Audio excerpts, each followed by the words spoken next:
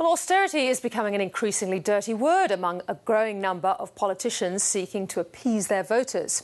It was the G word being bandied about at this weekend's G8 summit in Washington.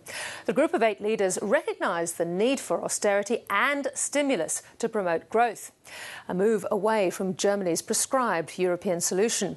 But analysts say it won't appease nervous financial markets. Here's Philip Lasker. A meeting of leaders of the 8 biggest industrialised countries ended with the predictable motherhood statements about promoting growth and jobs, leaving observers with that familiar feeling.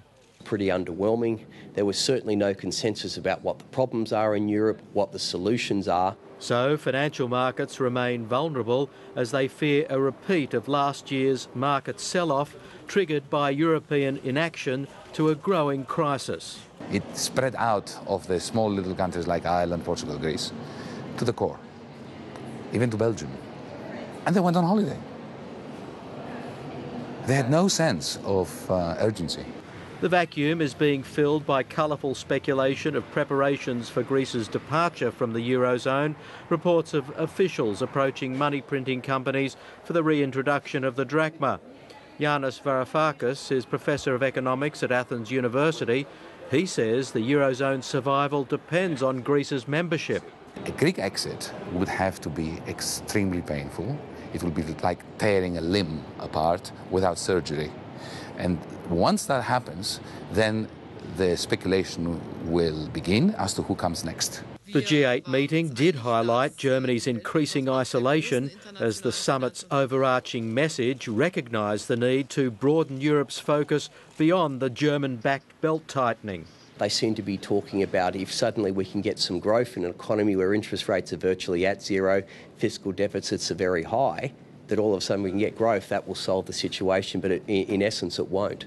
Matt Sherwood says the solution can be found through equity injections to banks by putting their bad loans into a fund, similar to the method employed by the United States. That will cleanse the balance sheet and that will give them time to deal with other issues that are, that are stressing the financial system. And once Europe is on the right track, then we can deal with the problem patient, which is Greece.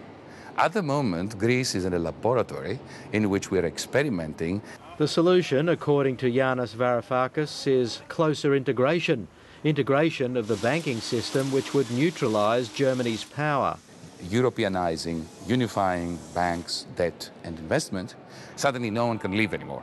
Then it is genuinely a permanent union. Germany will not be able to leave for the reasons why California cannot leave the dollar zone. It's impossible to know which part of the federal debt of the United States corresponds to California.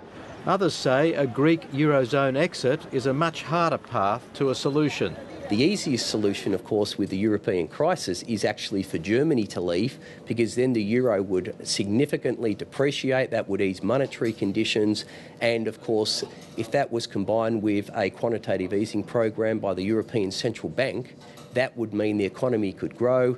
So many solutions, yet so much uncertainty.